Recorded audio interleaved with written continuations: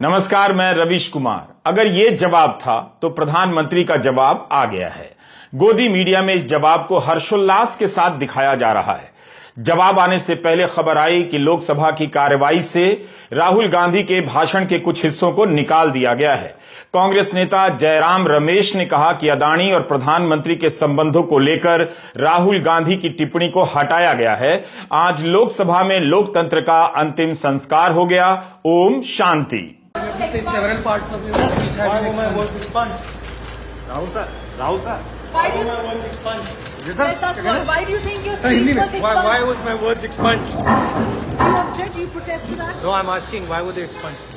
Sir, even Prime Minister took your name, sir. Prime Minister said that. लेकिन BJP के सांसद निशिकांत दुबे के भाषण से भी कई चीजें हटाई गई हैं।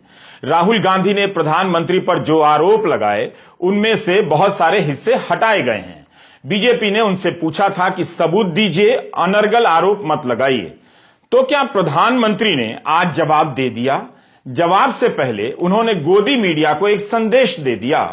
प्रधानमंत्री ने कह दिया कि मोदी पर जनता का भरोसा अखबार की सुर्खियों से पैदा नहीं हुआ है। मोदी पर यह भरोसा टीवी पर चमकते चेहरों से नहीं हुआ है। गोदी मीडिया के लिए यह बयान भारी पड़ेगा। उनके लिए आज का दिन बहुत दुख भरा दिन होना चाहिए। इतनी सेवा की और इनाम यह मिला कि हम आपकी वजह से नहीं हैं। पत्रकारिता का सत्यानाश कर दिया गोदी मीडिया ने, सवाल तक नहीं पूछा और प्रधानमंत्री ने कह दिया कि मोदी पर जनता का भरोसा टीवी पर चमकते चेहरों से पैदा नहीं हुआ है। प्रधानमंत्री का भाषण क्या सीधा जवाब था? गोदी मीडिया को तो दे दिया उन्होंने। क्या राहुल के सवालों का जवाब था? इसके लिए आपको संसद टीवी पर उनका भाषण सुनना चाहिए। 1.5 घंटे से ज्यादा चला यह भाषण, मगर इंतजार होता रहा कि अब जवाब आएगा, अब जवाब आएगा। लेकिन प्रधानमंत्री लंबे समय तक 2014 से पहले के दशक में चले गए और उस समय के हालात की चर्चा करने लगे। 2G घोटाले की चर्चा करने लगे, कोयला घोटाले का जिक्र किया। आज राहुल गांधी से आरोपों के लिए सबूत मांगे जा रहे हैं। लेकिन जब 2014 से पहले और इसके चुनाव में विदेशों में कालाधन होने के आरोप लगाए जाते थे, जिनके भरोसे सबके खाते में पैसा देने का वादा किया जा रहा था, तब क्या सबूत भी दिया जा रहा था? जब 2G स्कैम में कई शून्य लगाकर लाखों करोड़ों के घोटाले को मुद्दा बनाया गया, तब क्या सबूत दिए गए? प्रधानमंत्री ने इन घोटालों का जिक्र तो कर दिया, मगर नहीं बताया कि कौन पकड़ा गया, जांच से क्या निकला। क्या सरकार सबूत के साथ बात करती है जो विपक्ष के नेता से सबूत मांग रही है? आप देख रहे हैं रवीश कुमार ऑफिशियल। फेसबुक और यूट्यूब पर आप हमें देख सकते हैं, मगर एक जरूरी सूचना भी है। हम आज भी प्रधानमंत्री के भाषण का वीडियो नहीं दिखा रहे। हमने राहुल गांधी के भाषण का भी वीडियो नहीं दिखाया। संसद टीवी से प्रसारण किया जाता है। यह चैनल जनता के पैसे से चलता है। फिर भी यह स्पष्ट नहीं कि इस टीवी से प्रसारित कंटेंट को देश के आम यूट्यूबर दिखा सकते हैं या नहीं। अब जब यूट्यूबर की साख न्यूज चैनलों से ज्यादा है, तब स्पीकर को यह साफ करना चाहिए कि संसद की टीवी के कंटेंट को यूट्यूबर दिखा सकते हैं। ये कॉपीराइट मुक्त है या नहीं। फिलहाल हम प्रधानमंत्री का लोकसभा में दिए गए भाषण का वीडियो नहीं दिखा रहे हैं, जिस तरह से राहुल गांधी का नहीं दिखाया था। प्रधानमंत्री के भाषण से पहले ही संसदीय कार्य राज्य मंत्री अर्जुन राम मेघवाल ट्वीट करते हैं कि प्रधानमंत्री का भाषण 3:30 बजे होगा और सबका हिसाब होगा। ऐसा लगा कि राहुल गांधी ने अदानी को लेकर जो आरोप लगाए हैं उन आरोपों का हिसाब होगा, मगर प्रधानमंत्री का भाषण मैनिफेस्टो की तरह कई पन्नों का होता चला गया। प्रधानमंत्री ने जवाब के रूप में गेंद घुमा दी, हर चीज को जनता के भरोसे से जोड़ दिया। कहा कि जनता आपके आरोपों और गालियों पर भरोसा नहीं करती है, न करेगी। उसे मुफ्त राशन दे दिया गया है, बिजली दे दी गई है, गैस का चूल्हा दे दिया गया है, नल से जल का कनेक्शन दे दिया गया है। वह इन आरोपों पर भरोसा नहीं करेगी, उसके भरोसे से इन आरोपों को गुजरना होगा। प्रधानमंत्री के ये शब्द हैं, कहते हैं कि one nation one ration card, देश भर में कहीं पर भी गरीब से गरीब को भी राशन मिल जाता है। वो आपकी झूठी बातों पर, आपके गलत आरोपों पर कैसे भरोसा करेगा? अध्यक्ष जी, जिस किसान के खाते में साल में 3 बार पीएम किसान सम्मान निधि 11 करोड़ किसानों के खाते में पैसे जमा होते हैं, वो आपकी गालियों पर विश्वास कैसे करेगा? जो कल फुटपाथ पर जिंदगी जीने के लिए मजबूर था, जो झुग्गी झोपड़ियों में बसर करता था, ऐसे 3 करोड़ लोगों को घर मिले हैं, उनको तुम्हारी गालियां, तुम्हारी झूठी बातों पर भरोसा क्यों होगा? 9 करोड़ लोगों को मुफ्त गैस का कनेक्शन मिला है, वो आपके झूठ को कैसे स्वीकार करेगा? 11 करोड़ बहनों को शौचालय मिला है, वो आपके झूठ को कैसे स्वीकार करेगा? 75 साल बीत गए, 8 करोड़ परिवारों को नल से जल का कनेक्शन मिला, वो माताएं तुम्हारी झूठ, तुम्हारी गालियों को कैसे स्वीकार करेंगी? आयुष्मान भारत योजना से 2 करोड़ परिवारों को मदद पहुंची है, जिंदगी बच गई है उनकी, मुसीबत के समय मोदी काम आया, तुम्हारी गालियों को कैसे स्वीकार करेगा? आपकी गालियां, आपके आरोपों को इन कोटि कोटि भारतीयों से होकर गुजरना पड़ेगा, जिन्हें दशकों तक मुसीबतों में जीने के लिए तुमने मजबूर किया था। कमोबेश प्रधानमंत्री के यही शब्द हैं, ये जवाब होता है। आरोप लगे हैं अदानी पर और गिनाने लग गए कि जनता को क्या क्या दिया।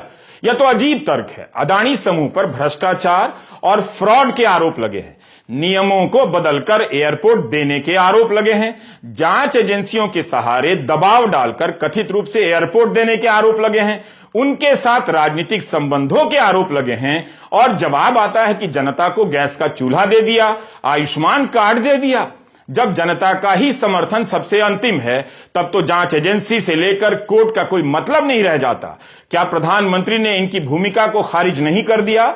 अदानी समूह को लेकर जो रिपोर्ट आई है, लगता है कि प्रधानमंत्री की नजर में उसका कोई मतलब नहीं रहा, क्योंकि जनता का वोट मोदी को मिलता रहा है 22 साल से। बहुमतवाद का यह छिपा हुआ तर्क आज सामने आ गया। इसी तर्क के प्रति लोकतंत्र के तमाम चिंतकों ने चेतावनी दी है और इसी बहुमतवाद को खतरनाक बताया है कि अगर जनमत को ही अंतिम मान लिया जाए तो फिर जवाबदेही खत्म हो जाती है और इसी बहुमत के नाम पर लोकतंत्र खत्म कर दिया जाता है। इतिहास में हजारों घटनाएं हैं। इस तर्क से तो कोर्ट के फैसले को भी मानने से सरकार इनकार कर सकती है कि जनता का भरोसा हासिल है, जिन्हें गैस दिया है उनका वोट मिल गया है, तो हम यह फैसला नहीं मानेंगे। क्या यह संदेश दिया जा रहा है इस तरह के जवाब से? आज लोकसभा में सत्ता पक्ष की तरफ से मोदी मोदी होता रहा, विपक्ष की तरफ से अदानी अदानी होता रहा। आज का भाषण देश याद रख सकता है कि इसमें जवाब दिया गया है या गरीब जनता को याद दिलाया गया है कि इतना कुछ दे दिया गया है, उसे याद रखो, बाकी कुछ याद मत रखो। क्या आरोप लगे हैं, याद मत रखो। क्या इन आरोपों से मतलब निकलता है, इससे मतलब मत रखो। तो वह जनता कैसे जान पाएगी कि मॉरिशस से चलने वाली किसी बेनामी शेल कंपनी का अदानी समूह से क्या रिश्ता है? इस तरह के आरोप लगे हैं। इन कंपनियों में किसका पैसा है? उसे गैस का सिलेंडर मिला है, तो क्या इन सवालों के जवाब भी सिलेंडर के साथ दिए गए हैं? क्या बिजली के कनेक्शन के साथ यह भी बताया गया है कि 10 साल के भीतर कोई कंपनी कई 100 गुना कैसे तरक्की कर लेती है, अपने बूते करती है या राजनीतिक संबंधों से करती है?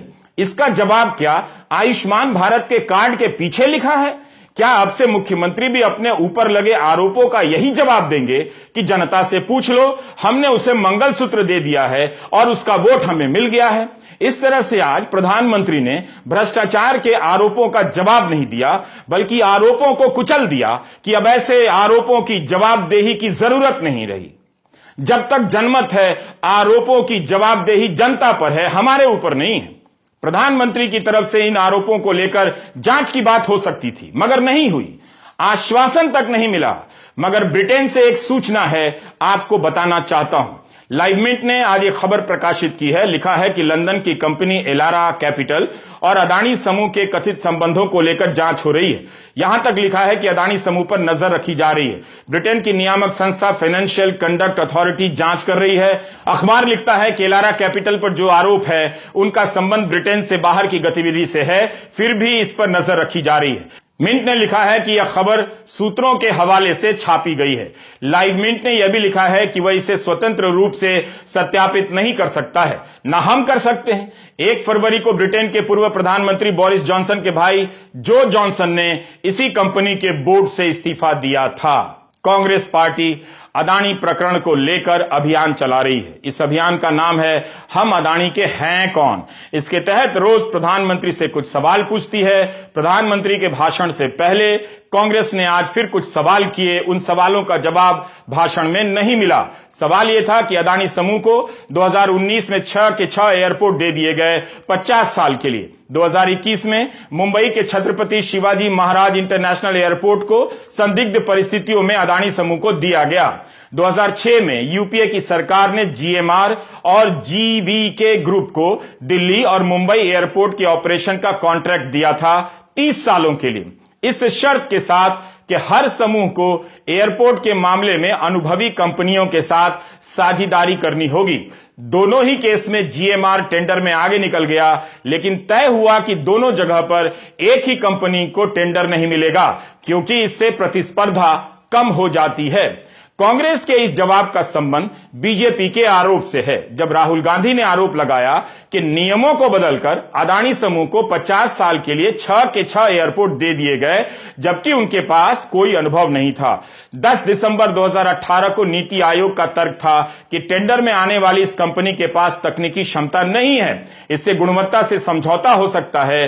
कांग्रेस ने अपने पत्र में 22 अप्रैल 2018 की मीडिया रिपोर्ट का हवाला दिया है कि प्रधानमंत्री कार्यालय की तरफ से नीति आयोग और आर्थिक मामलों के मंत्रालय को निर्देश दिया गया कि रियायत देने के लिए मॉडल बनाइए।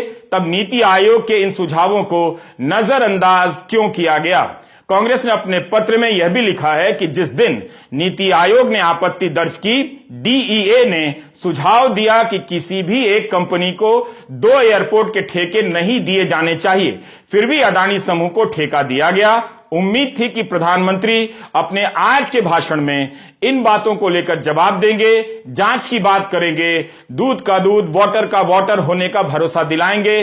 तो याद दिला दिया उल्टा कि जनता को सिलेंडर दिया है, बिजली का कनेक्शन दिया है, उसका भरोसा उन्हें मिल गया है। राहुल गांधी ने अपने भाषण में श्रीलंका का उदाहरण दिया, अन्य देशों का उदाहरण दिया कि प्रधानमंत्री के दौरे के साथ या उनके दौरे के बाद में अदानी समूह को ठेका मिला है। तो इसका जवाब प्रधानमंत्री इस तरह से देते हैं और कहते हैं कि कुछ लोग कहते हैं कि भारत कमजोर हो रहा है, भारत की कोई सुनने को तैयार नहीं, भारत का कोई वजूद नहीं रहा। अब क्या कह रहे हैं कि भारत इतना मजबूत हो गया है कि दूसरे देशों को धमकाकर फैसले करवा रहा है। पहले यह तो तय करो भाई कि भारत कमजोर हुआ है या मजबूत हुआ है। इस तरह से प्रधानमंत्री के भाषणों में सवालों के जवाब नहीं थे।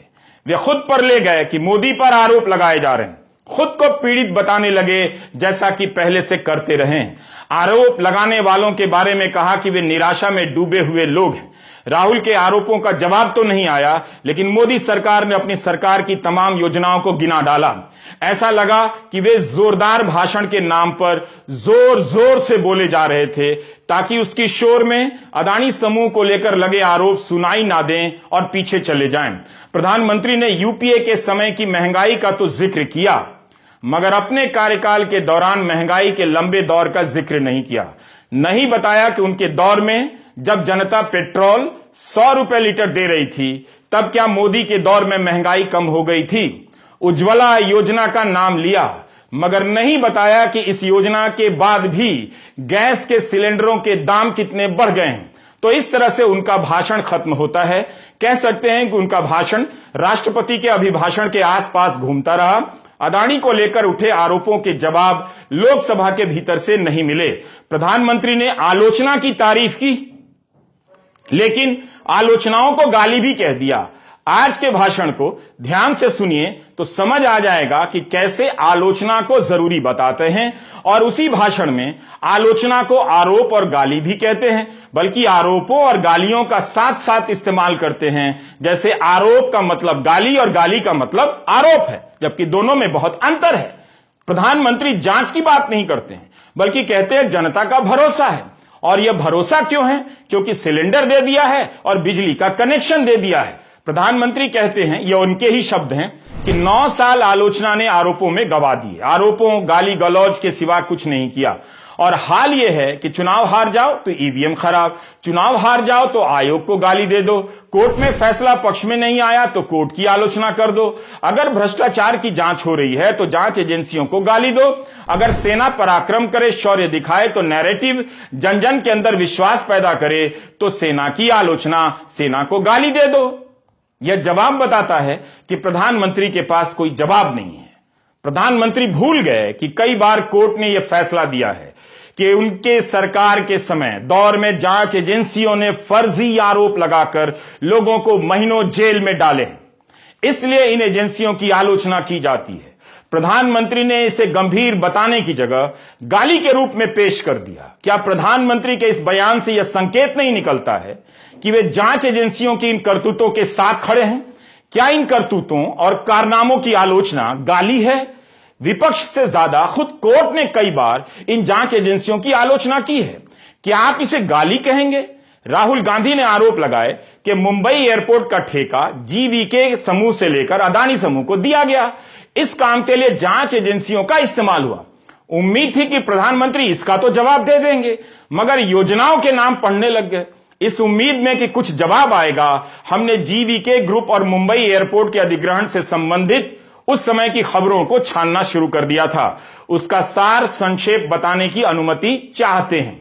जीवीके समूह से जुड़ी तमाम खबरें 2020 और 2021 के अखबारों में छपी हैं। जून जुलाई 2020 में सीबीआई और ईडी ने जीवीके ग्रुप के दफ्तर और घर में छापे डाले। चेयरमैन जीवीके रेड्डी, उनके बेटे संजय रेड्डी और 9 दूसरी कंपनियों के खिलाफ धोखाधड़ी और फोर्जरी का केस दर्ज किया गया। इल्जाम था कि इन्होंने 705 करोड़ रुपए की चोरी की है। मई 2021 में ईडी ने एक स्पेशल कोर्ट में जीवीके ग्रुप, MIAL यानी मुंबई इंटरनेशनल एयरपोर्ट लिमिटेड के एमडी संजय रेड्डी और अन्य लोगों के खिलाफ पहली चार्जशीट पेश की। इन पर 500 करोड़ रुपए की मनी लॉन्ड्रिंग का आरोप लगाया। जुलाई 2021 में खबर आती है कि अदानी एयरपोर्ट होल्डिंग ने जीवीके एयरपोर्ट डेवलपर लिमिटेड में 98% की हिस्सेदारी ले ली है। इस समय तक अदानी समूह ने MIAL के मैनेजमेंट पर पहले ही कंट्रोल कर लिया था, जो कि मुंबई एयरपोर्ट को मैनेज कर रहा था। इसी MIAL में जीवीके का 50% से अधिक हिस्सेदारी थी उसकी। जब यह सब हो जाता है, तब सितंबर 2021 में खबर आती है कि PMLA स्पेशल कोर्ट ने संजय रेड्डी और 6 अन्य लोगों को जमानत दे दी है। राहुल गांधी के आरोप के बाद यही संजय रेड्डी अदानी के NDTV से कहते हैं कि हम पर मुंबई एयरपोर्ट को बेचने के लिए अदानी ग्रुप या किसी और ने कोई दबाव नहीं डाला।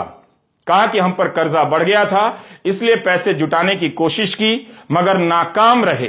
अब ध्यान से सुनिए, जिस संजय रेड्डी पे और उनके ग्रुप पर 500 से लेकर 700 करोड़ की हेराफेरी के आरोप हैं, उनकी इस बात को राहुल गांधी के खिलाफ इस्तेमाल किया जा रहा है कि उन पर दबाव नहीं डाला गया।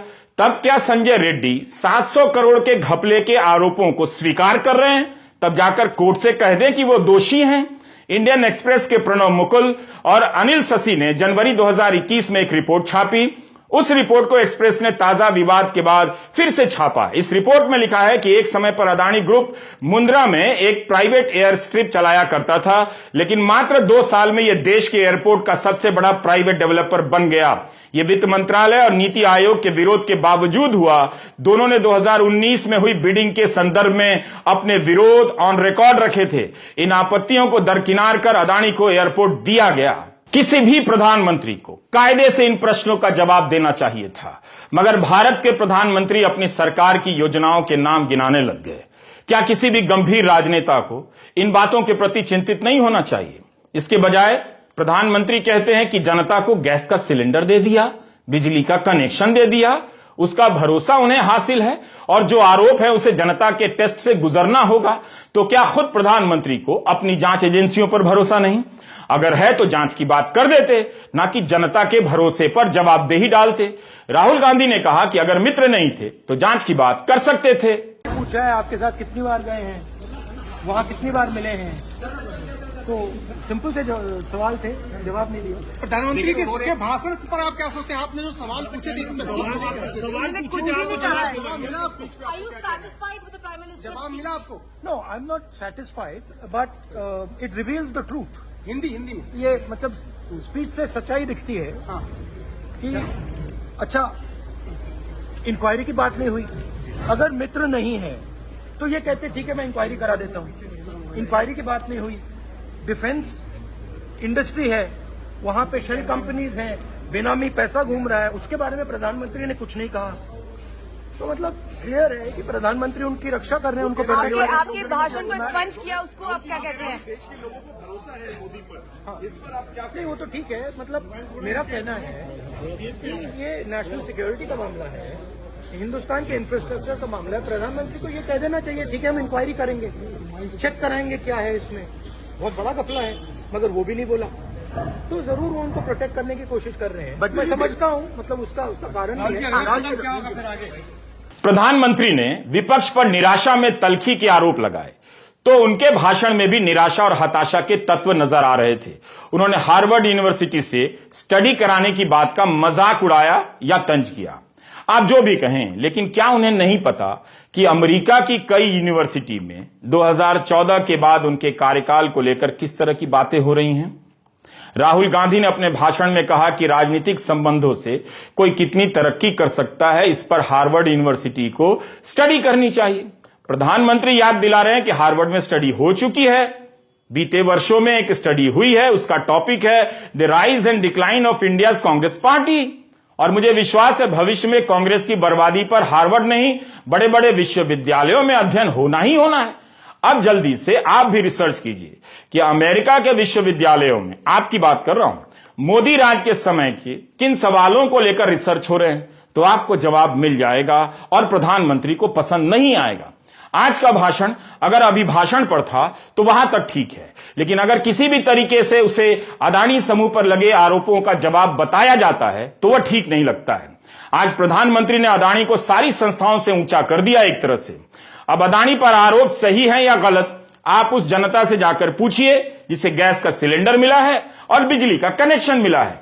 क्या आप इस जवाब को जोरदार जवाब कह सकते हैं या जोर जोर से दिया गया भाषण कहेंगे कि हम जवाब नहीं देंगे? जनता जवाब देगी। प्रधानमंत्री के भाषणों में पुराने भाषणों की झलक मिल रही थी। मेरे हिसाब से आज देश को जवाब के नाम पर लंबा भाषण तो मिल गया, मगर उस लंबे भाषण से जवाब नहीं मिला। नमस्कार, मैं रवीश कुमार।